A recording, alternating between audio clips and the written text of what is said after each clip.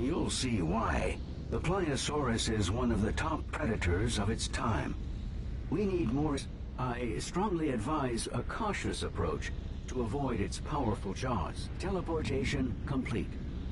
When you're ready, focus your view on the shutter controls.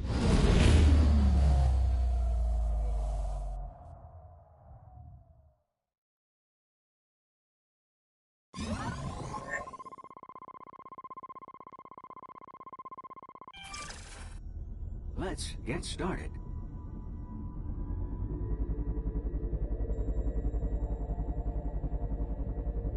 Ali ran into trouble here.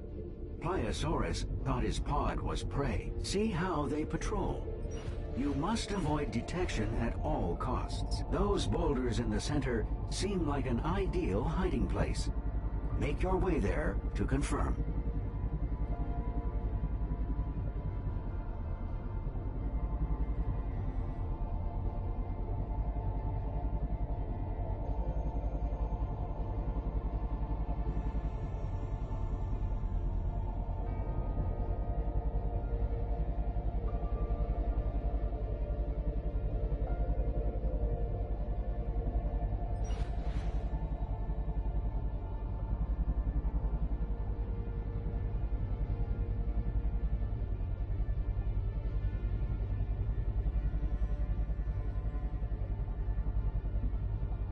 Good. Now we can continue our research without fear of attack. Tag the more aggressive one, so we can get a better idea of what we're dealing with here.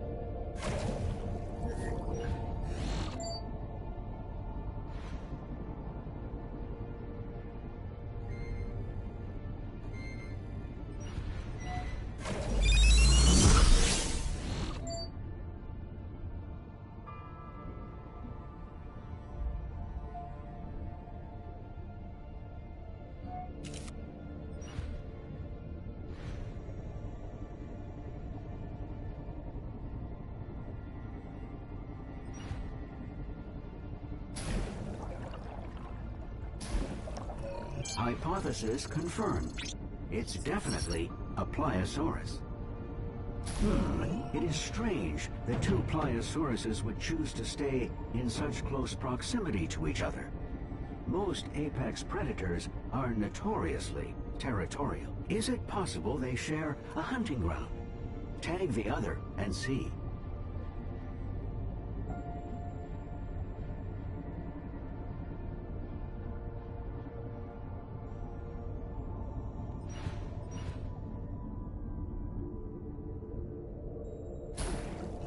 One of the Pliosauruses is male, and the other is female. Perhaps we've found a mating pair. If so, I would expect them to be on the hunt for additional food. One theory suggests they use their eyes as their primary method of tracking prey. An eye scan would seem like a logical place to begin our investigation.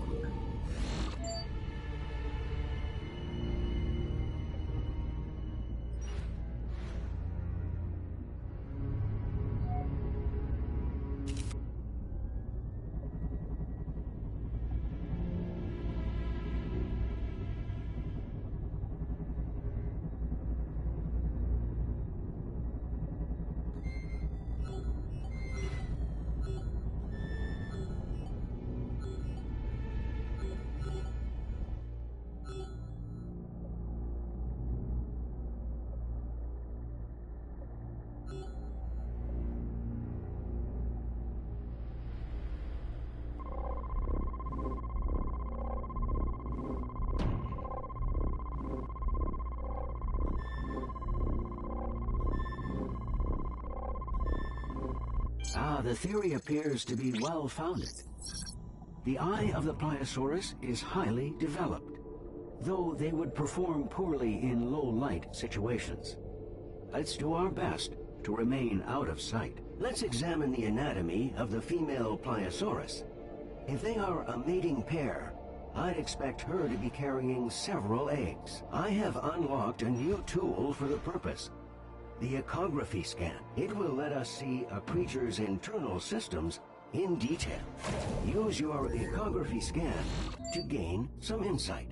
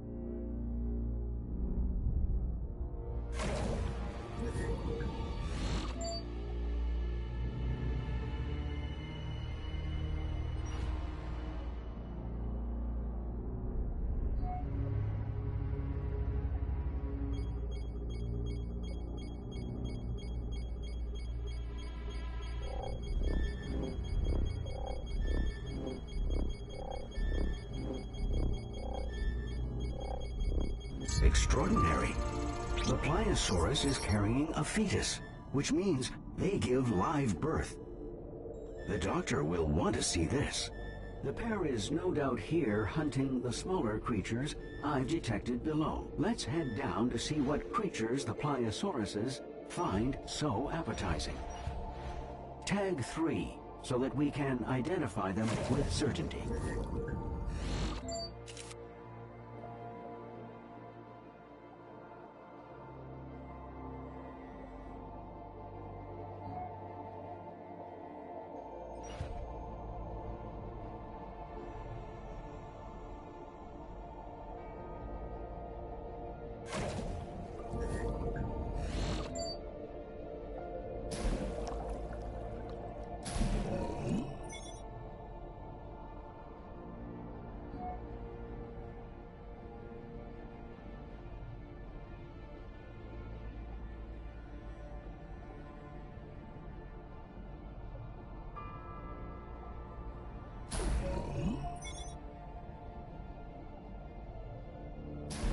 They are ophthalmosauruses. They seem to navigate quite easily, despite being so far down. Scan an ophthalmosaurus's eyes. Perhaps they are well adapted to see in dim light.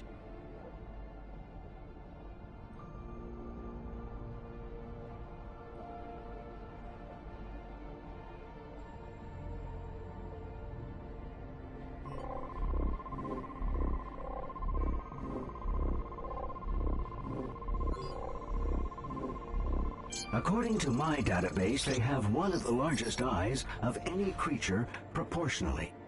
And each eye contains a set of bones, the sclerotic ring. If we can determine how deep they can dive, it will give us a good idea of whether the bones are used to help maintain the shape of their eyes or serve some other purpose. An echography scan of its lungs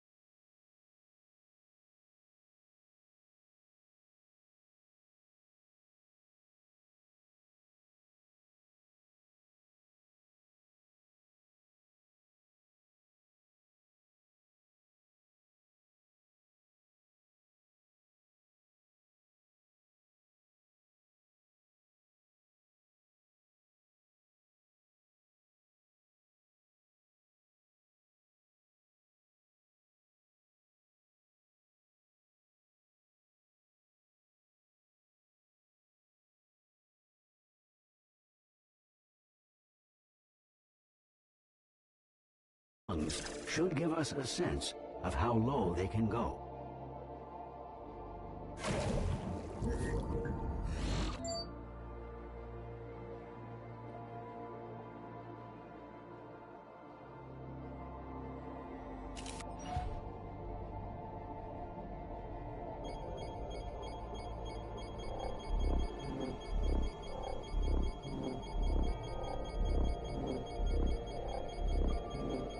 According to my calculations, they should be capable of dives of over 20 minutes at depths of 500 meters. Due to the pressure at those depths, deformation of the eye would be of great concern. The sclerotic ring must guard against it. Are the pliosauruses really hunting the ophthalmosauruses? They seem unwilling to descend to this depth. Tag an ophthalmosaurus with a probe to force it to surface.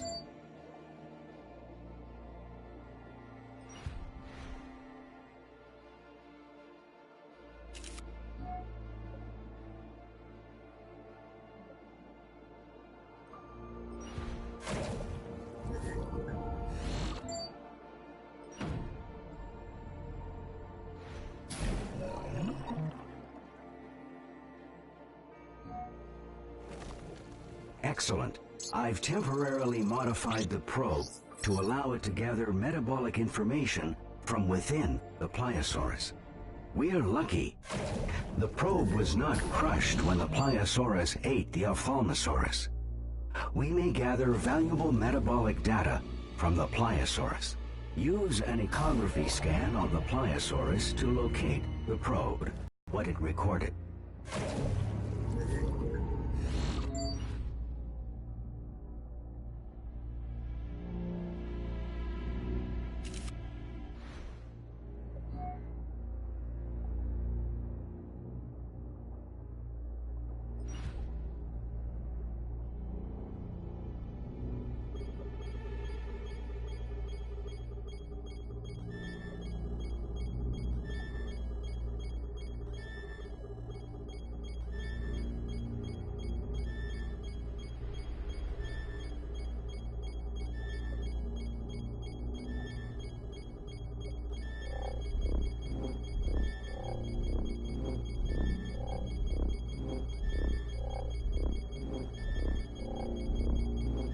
The new data tells us Pliosaurus has a high metabolism and maintains a core temperature higher than that of the surrounding water. This area is fascinating, but the data we've gathered must be uploaded and analyzed. Please scan the portal to initiate the transport sequence.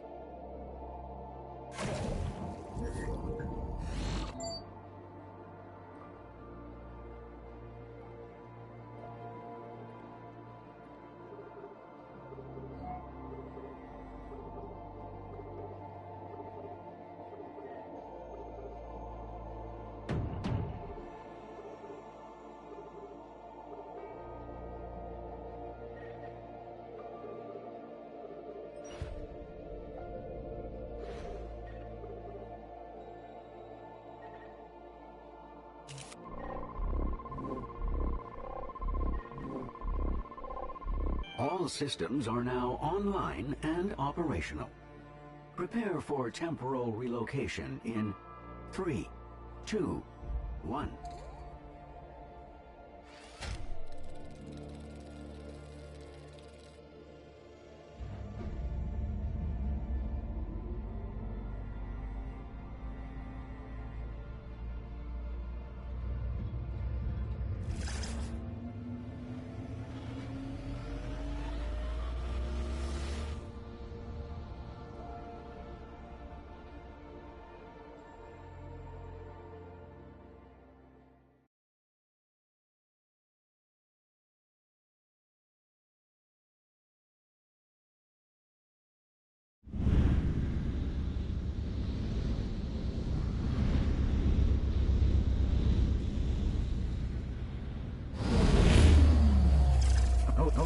Oh dear, there seems to be an ever so slight problem.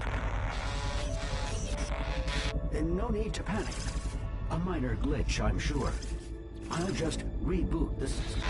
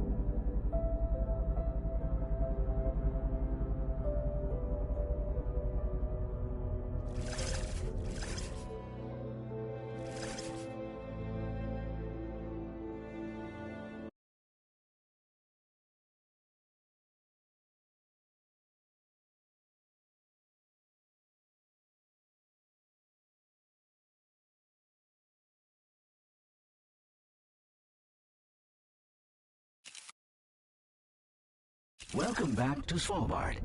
I can't wait to upload your data on Pliosaurus and Ophthalmosaurus. Rob, are you there? Yes, apologies, Doctor. That thing disrupted communications. Yes, it looks like Stonehenge.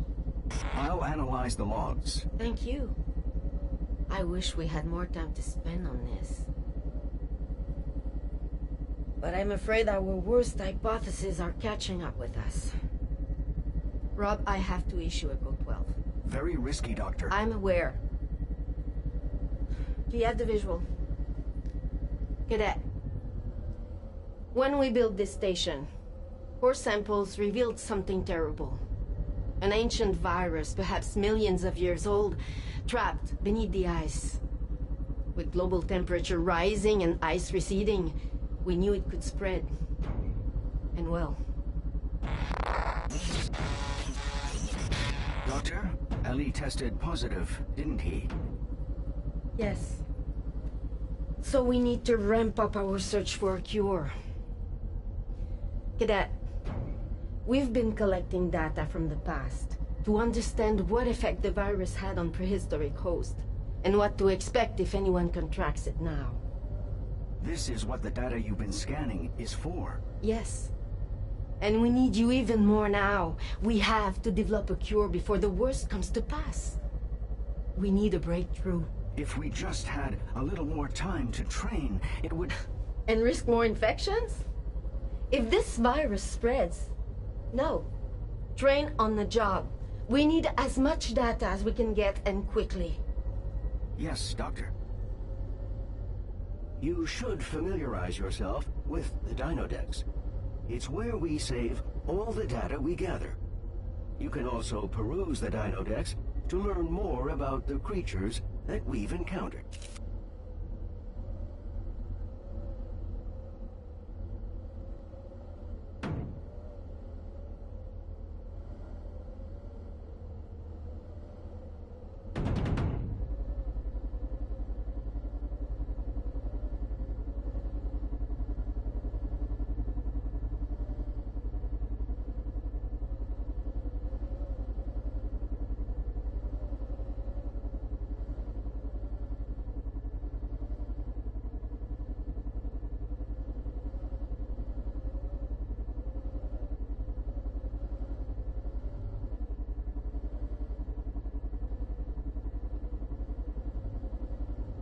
You're going to need to get up to speed quickly now.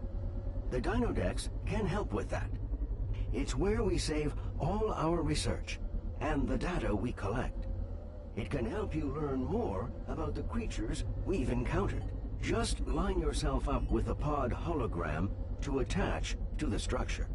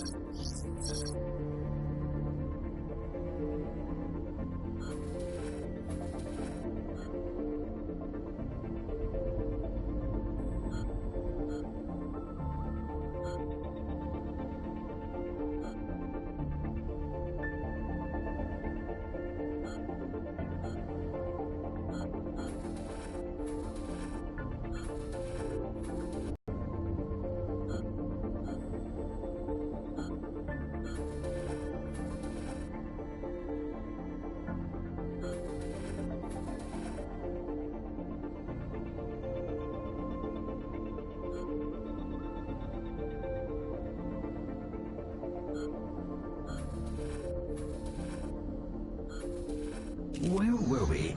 Oh, yes. Your next assignment is more than ready. Feel free, though, to take a moment to rest before heading out again.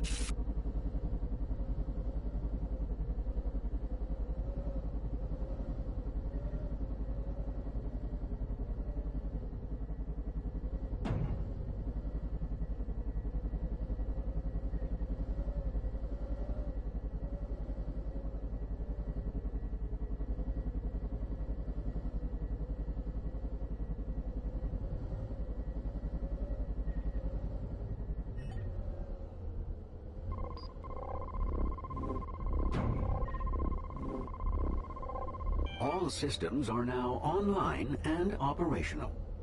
Prepare for temporal relocation in 3, 2, 1.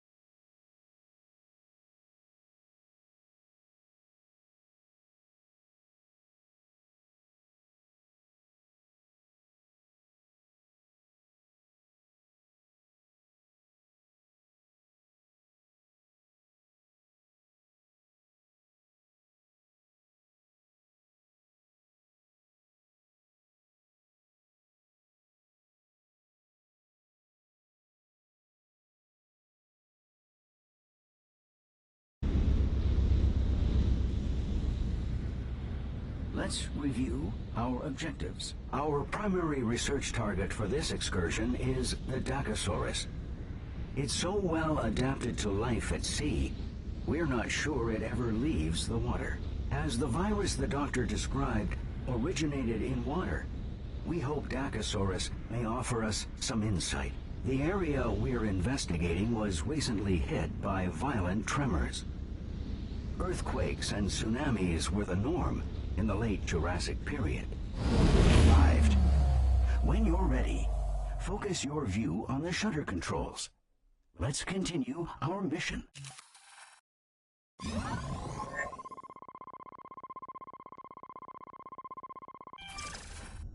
I am detecting heat signatures at dangerously high levels all around us. Do be careful.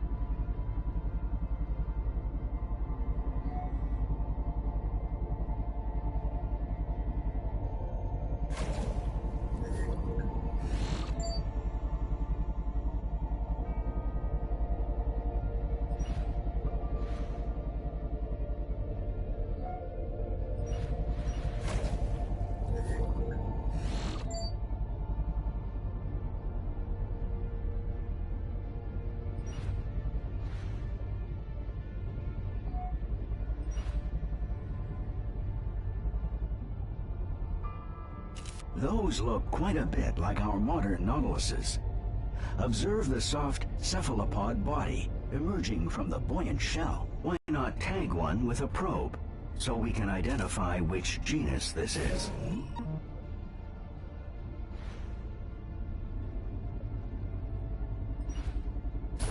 It appears we're looking at titanites, a species at the root of modern squids and octopuses, but not direct ancestors of the Nautilus. They appear to be scavenging for a meal.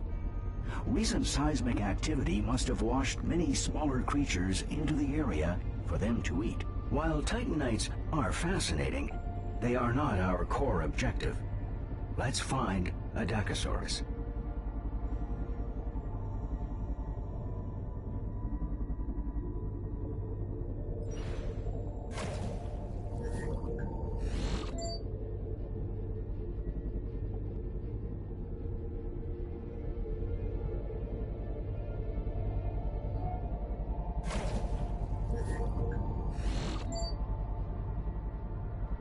Watch that geyser.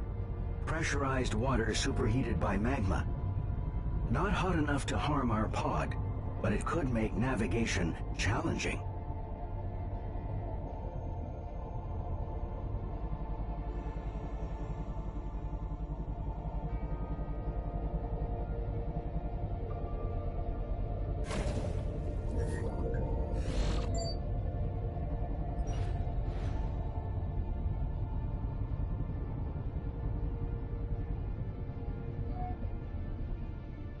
What luck! Dacosaurus. Fortunate for us, they are focused on a massive carcass. Their behavior is unexpected, since we're in no danger. Let's try to identify the carcass. Scan all exposed flesh to collect DNA data.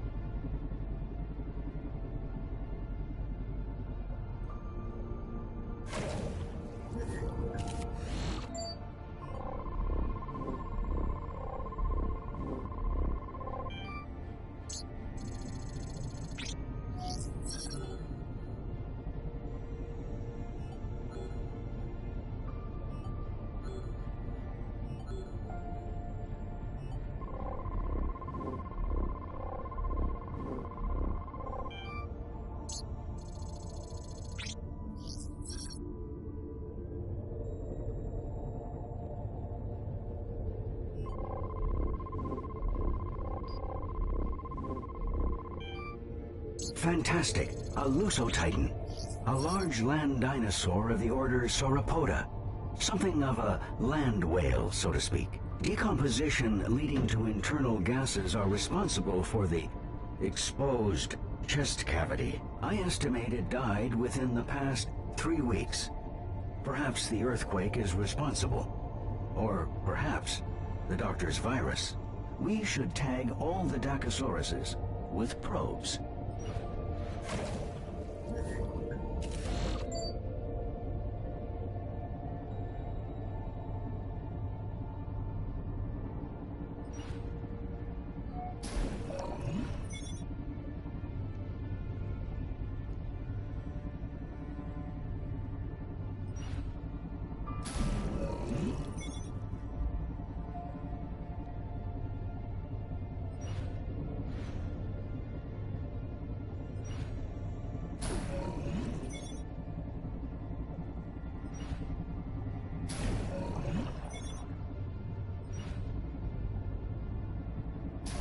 Dacosaurus DNA confirmed. Good job. Let's do a more thorough analysis of their biology. Perform a scan on a Dacosaurus.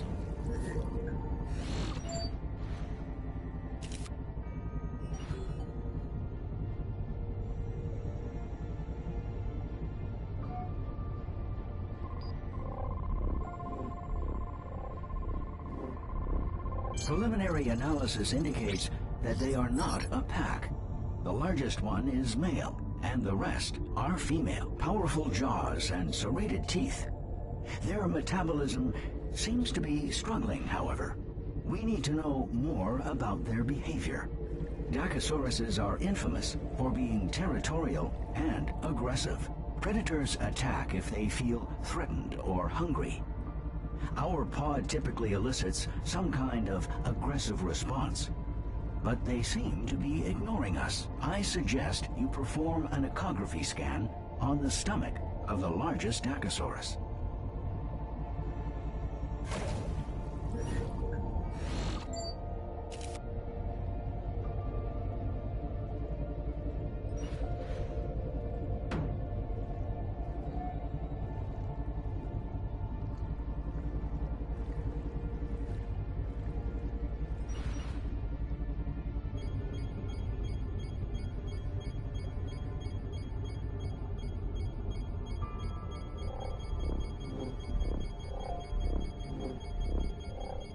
There's the answer. The Dacosaurus stomach you scanned is filled to the brim with meat and rocks. My database indicates several prehistoric species swallowed stomach stones to aid digestion, as well as control buoyancy. They are not attacking us because they have gorged themselves on the meat of the Lusotitan. They're simply too full to be aggressive. The Dacosauruses have been feasting on the Lusotitan for days now. We know from previous scans they have very powerful jaws. Let's determine just how powerful they are. Scan all highlighted Dacosaurus bite marks on the Lusotitan's carcass.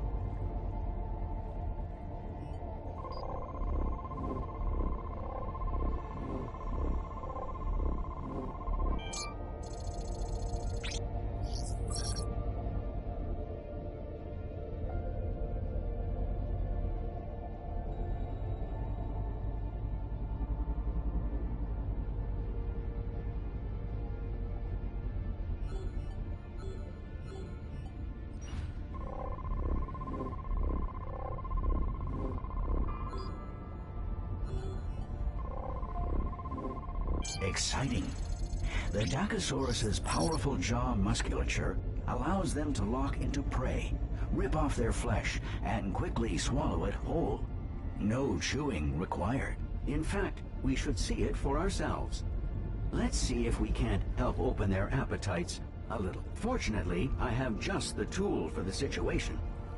Bait. Fire the projectile directly at any living organism to make it appetizing to all nearby creatures. Use the bait on the lone Lusotitan meat chunk to attract a Dacosaurus.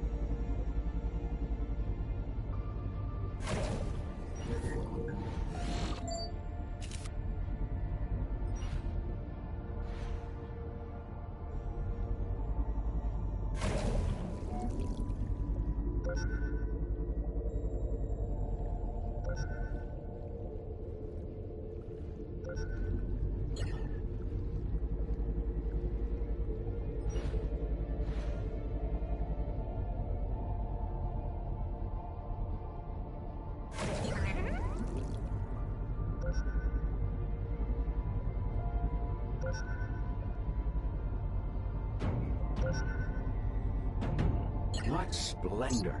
This data confirms our scans were correct. They do not mess around.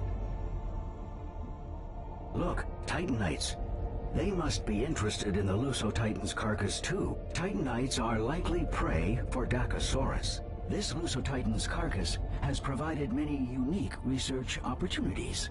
I would expect Dacosaurus to attack Titanites on sight.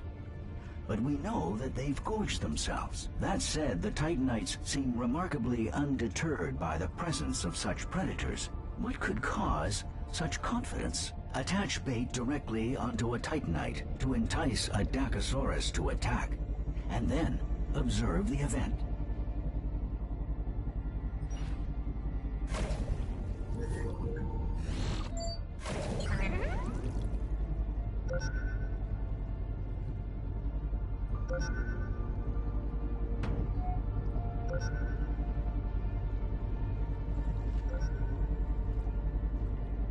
That's a surprise. The Dacosaurus allowed the Titanite to escape. Let's scan that Titanite.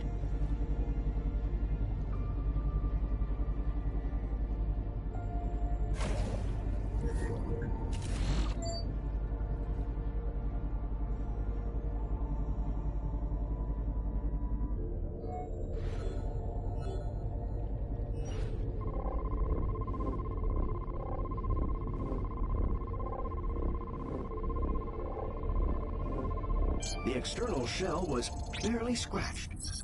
This protection is likely why the Titanites were not more cautious.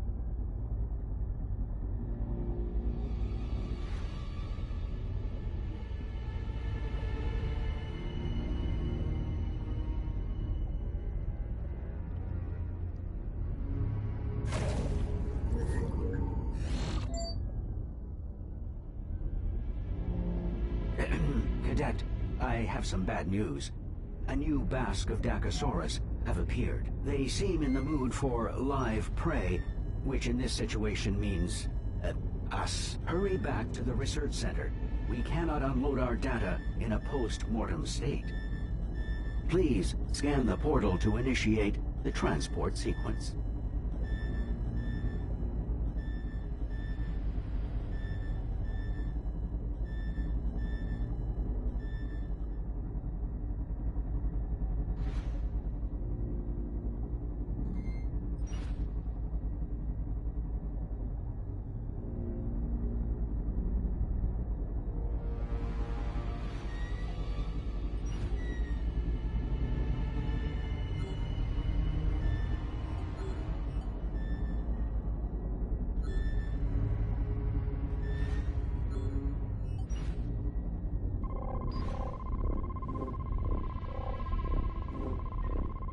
All systems are now online and operational.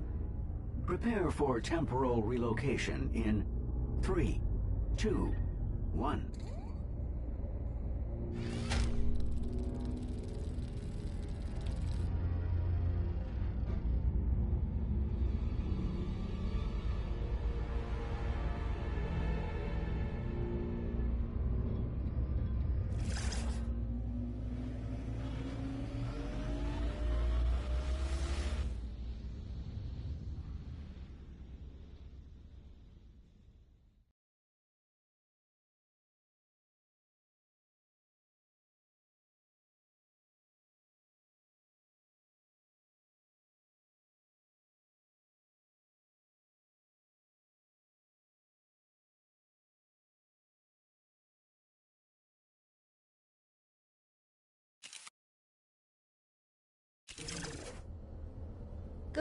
You're back. Your latest batch of data was so thorough. Thank you. I know it's tiring work. And how is your research against the virus progressing, Doctor? The news is mixed. In the week since you left, the International Health Monitor has begun calling it the Jurassic flu. Factually incorrect. The point is they named it because it's spreading. We hoped ocean currents would keep it contained to the north longer, but the ice is receding faster than our models predicted. Currents have already carried it to Northwest Africa and the Caribbean. Once symptoms break, we expect it to spread across Africa and South America from host to host. From there, it will quickly take root on every continent. Doctor, are you all right? Fatigue. The cadet must feel it too. We could assign more of my resources to you. I am designed to ensure your success after all. Rob, your research systems are the best we have. The cadet needs everything you can offer. If you want to help me, look after the cadet. Search for the cure. Of course, Doctor. Keep up the excellent work.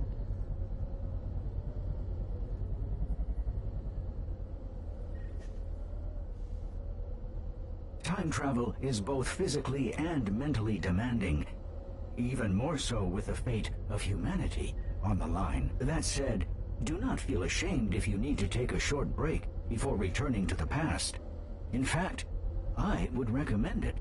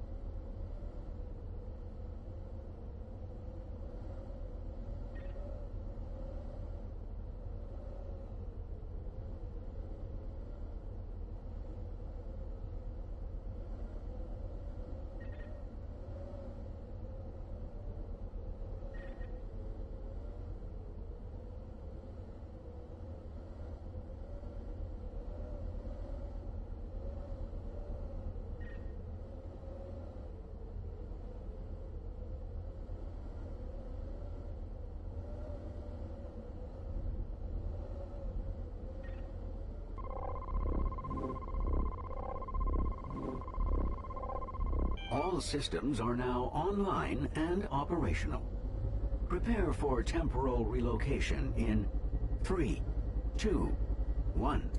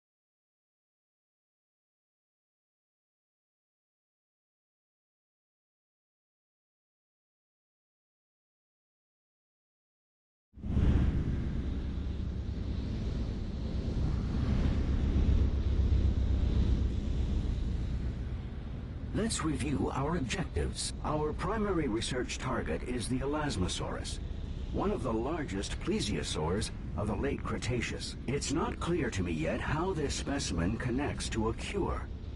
But it is not for us to question. We serve to collect. The Elasmosaurus had an extremely long neck. 71 vertebrae, according to the fossil record. You may have seen it drawn with its neck winding in elaborate S-shapes. But our current hypothesis posits that it couldn't really do so. Illustrators, they do get carried away. Let's see if we can find out how this long neck helped Elasmosaurus survive and evolve. We've arrived. When you're ready, focus your view on the shutter controls.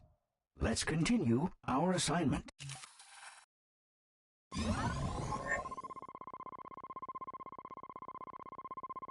The late Cretaceous holds many new wonders compared to earlier eras. Let us hope it yields some new insight into a cure.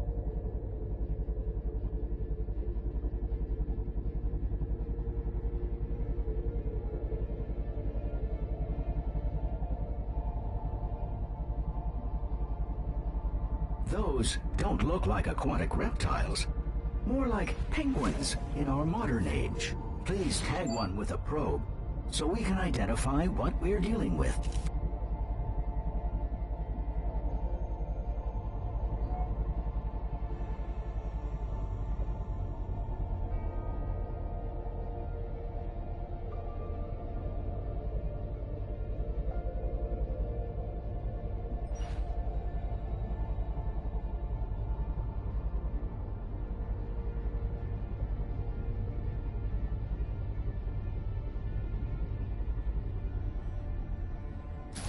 It appears we're looking at Hesperornis. Like penguins, they can't fly. They seem to be enjoying an easy buffet in the shallow waters. How do Hesperornis navigate so well underwater? Scan the legs and feet of a Hesperornis to find out.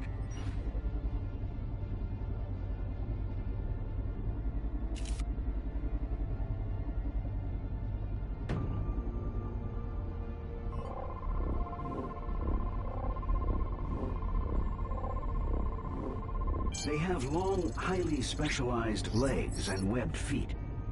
They are capable swimmers, but ill-adapted to moving around on land. How did the Hesperornis hunt? To answer this question, we'll need a new tool, the behavior scanner. As you would know, if we'd had time to complete your training, the behavior scanner allows you to capture live behavior of creatures for later analysis. Behavior scan the Hesperornis at least once as it's looking underwater from the surface. To use the behavior scan, press and hold, then aim at a creature. Once the creature exhibits the desired behavior, release to capture a 3D image.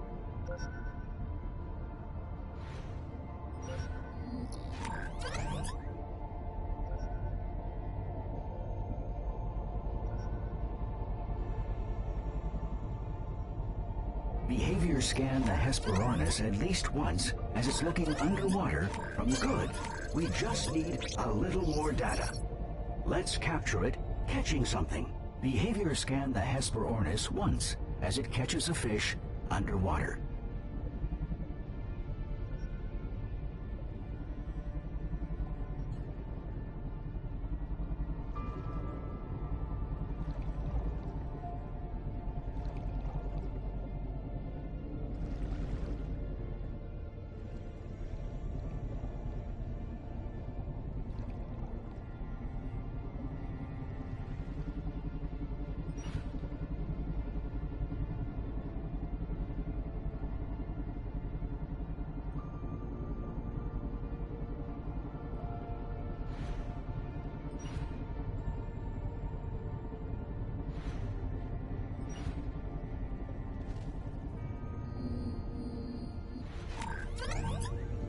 They dive in pursuit and snatch their prey in their beaks.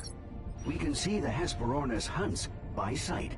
Fascinating though this is, birdwatching is not our focus. Let's move on with our exploration. We should look around the shoreline some more. After all, we know the virus evolved to survive on land at some point, and quite well.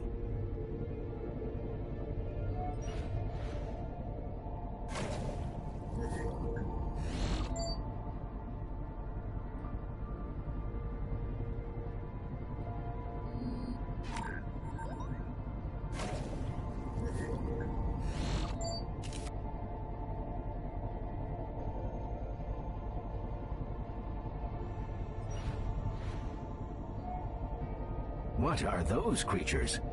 Use your probe to find out.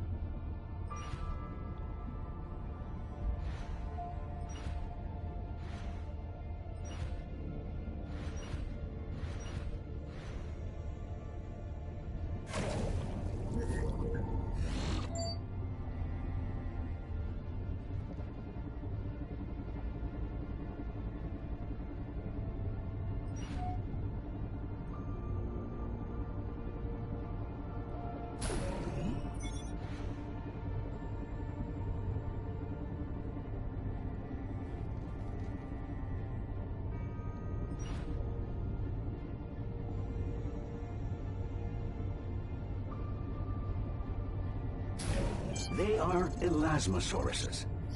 That such a creature could evolve is truly a miracle of nature. This is the creature we've been looking for.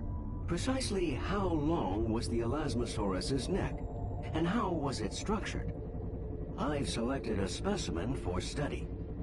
Ecography scan the full length of its neck.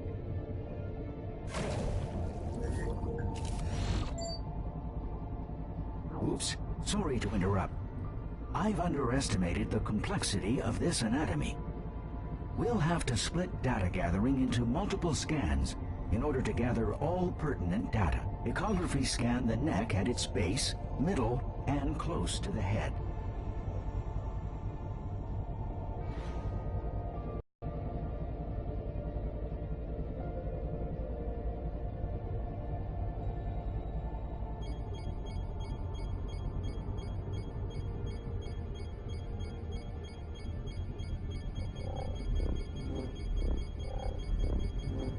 Well done. 2 more left.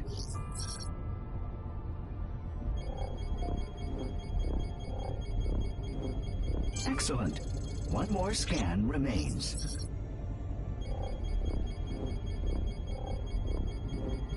The Elasmosaurus's neck contains over 50 vertebrae. The weight makes it impossible to lift more than its head above water.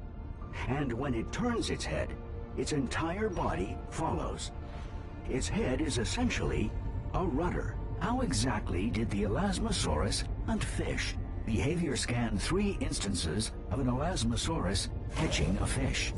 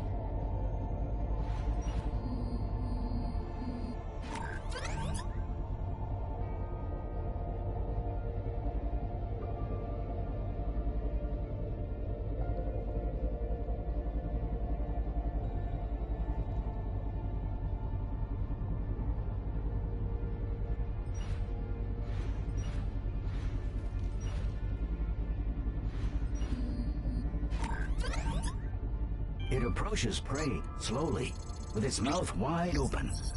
It then swallows as much water as it can, trapping and crushing as much prey as possible. Are fish the only source of food for elasmosauruses? Ecography scanned the stomach of an elasmosaurus to find out.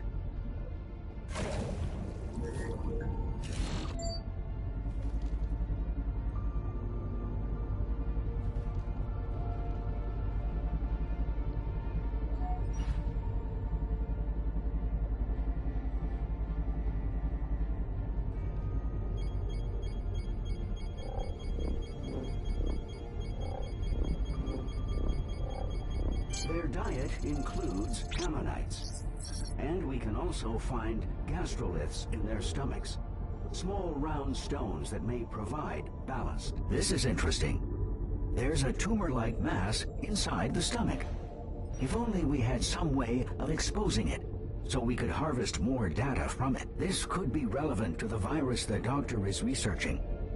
If the virus mutated from here, it could result in very different symptoms in human hosts. I'm picking up two very strange biological signatures some distance from here. One is definitely an elasmosaurus. It also shows signs of the virus, and it's alone. The other elasmosauruses may have pushed it out of the herd, sensing its illness. I'm also sensing a larger presence in the depths. It is worth investigating. I have mapped a path to their area. Both creatures may give us valuable information about the virus.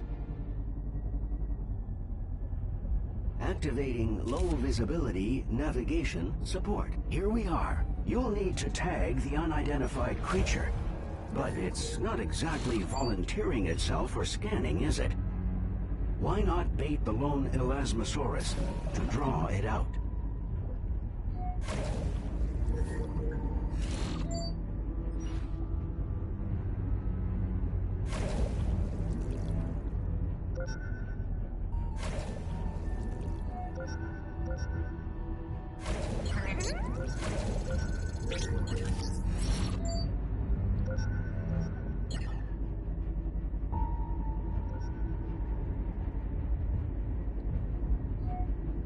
There it goes.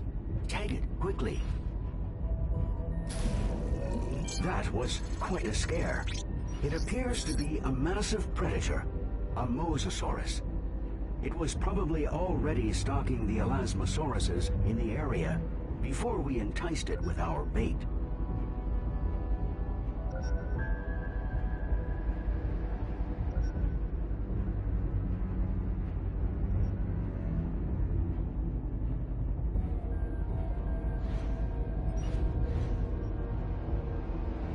Next, let's determine just how powerful the mosasaurus's bite really is. Ecography scanned the elasmosaurus's crushed neck so we can find out.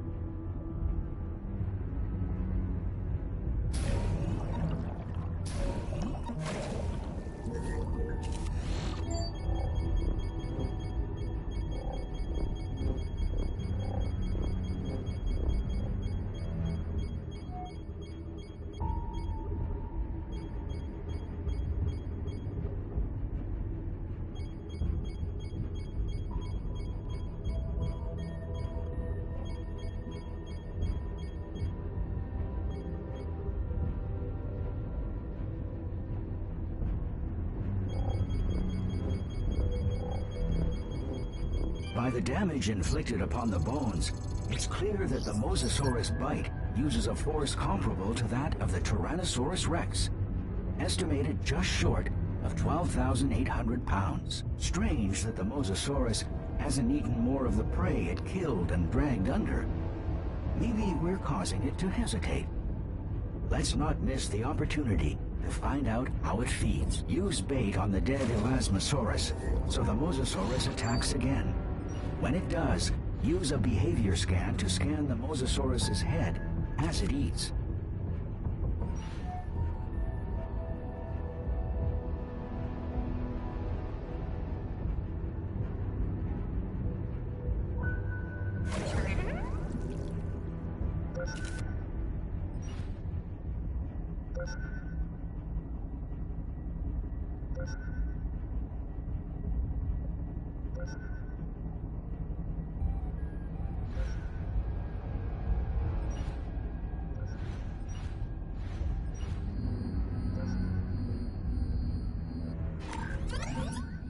The Mosasaurus uses its powerful jaws to latch onto prey, hold its victim, and lacerate flesh into large bites. The Mosasaurus' last attack punctured the Elasmosaurus's stomach and exposed the tumor we noticed earlier. Now's our chance to analyze it. Scan the tumor.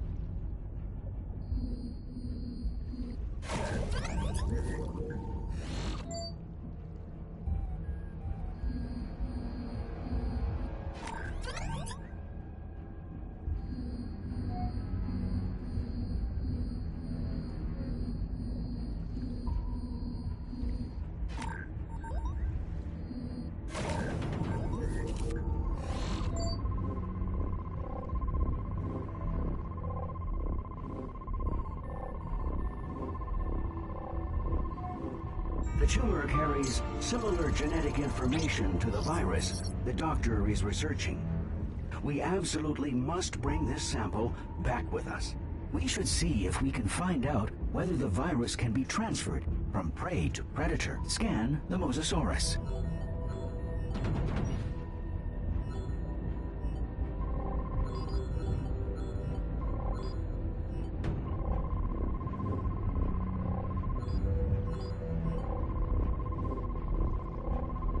The virus is present in the Mosasaurus. It can be transferred from prey to predator. We must return to Svalbard to upload our data at once. Please scan the portal to initiate the transport sequence.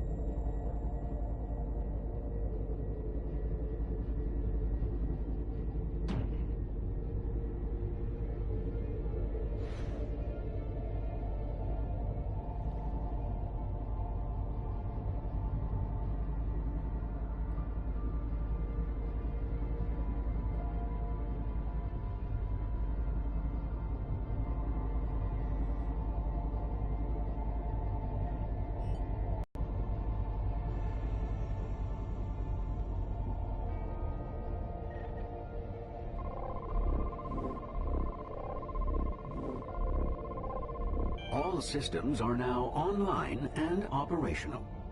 Prepare for temporal relocation in 3, 2, 1.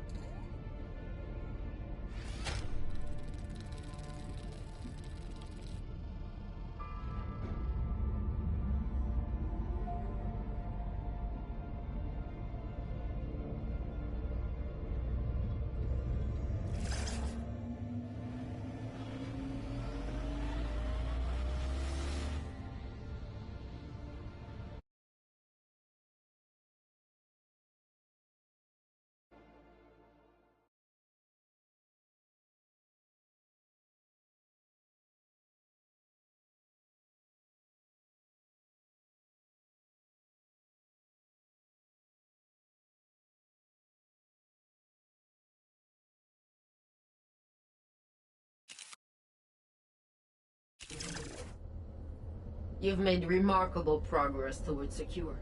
It's testing well. But I'm afraid the virus is adapting faster than we are.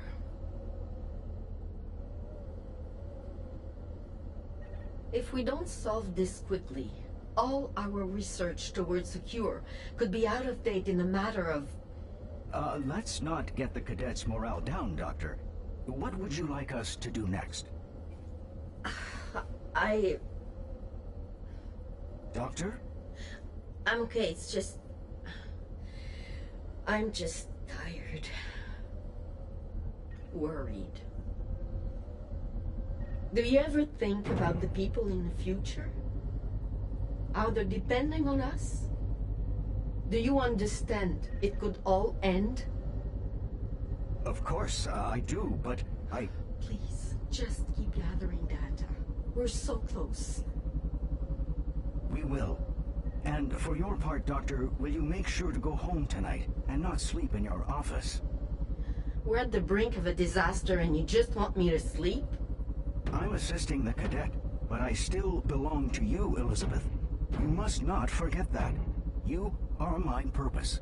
And the cure is mine. We won't let you down. The doctor does not look well to me. But if she was ill, why would she not request my help? Do you think she worries that she will be pushed out of the herd? I hope you will be more careful to stay rested. We need you healthy more than we need results quickly. Please do rest if you need to.